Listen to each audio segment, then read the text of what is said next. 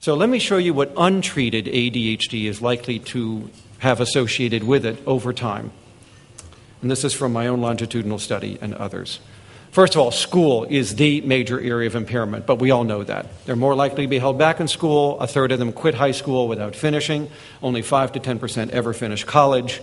So undereducation is a classic ADHD impairment. But that, of course, is going to lead to problems in the workplace.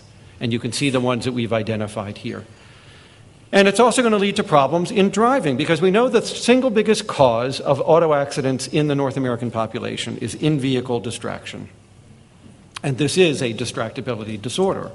So no surprise, they're going to have problems. But they have problems at all levels of driving, as you see here. More speeding tickets, more car accidents, multiple accidents, worse accidents, and as a result, they're going to have their licenses suspended 3 times more often than other people.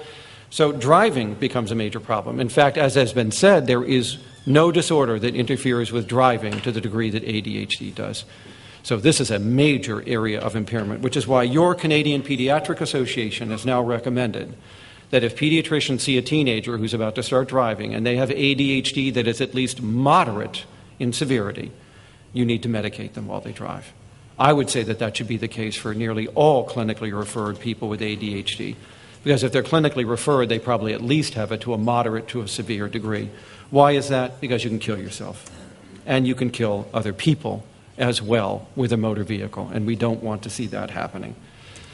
Now, in addition to those, there are some other areas of impairment, not the least of which is managing money. As they move away from home, as they get jobs, as they get credit, as they borrow money, as they take out car loans, we start to see them having troubles paying their bills, paying them on time, so that they get their utilities turned off, their cars repossessed, their credit rating is terrible, because you've given a very impulsive person credit. Is there a bill for that? No.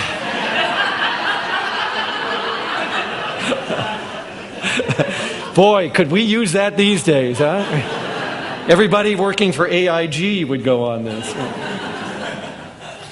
But this is an area that very few people took a look at. But duh, I mean, it makes perfect sense when you phrase it as a disorder of self-control given a credit card. And now we can understand what's going to happen with the credit problems. So obviously, they need more accountability in their financial management. Social problems are going to continue into adulthood for many, though not for all of them. They often, as adults, describe themselves as having trouble sustaining long-term relationships, particularly dating and marital relationships, or partnering with people.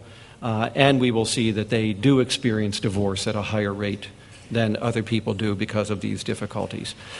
An area now that has been studied more in detail is the area of sexuality. We do not find more sexual disorders. So pedophilia, transvestism, or other difficulties are not more common in this population. What we do find, as you would guess, knowing an impulsive person, is greater risky sexual activity.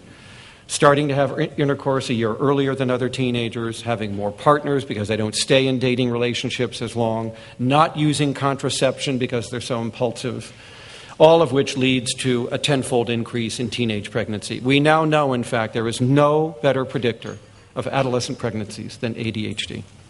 In my study, 32% of the boys had fathered a child by 19. 68% of the girls had been pregnant at least once before 19 years of age.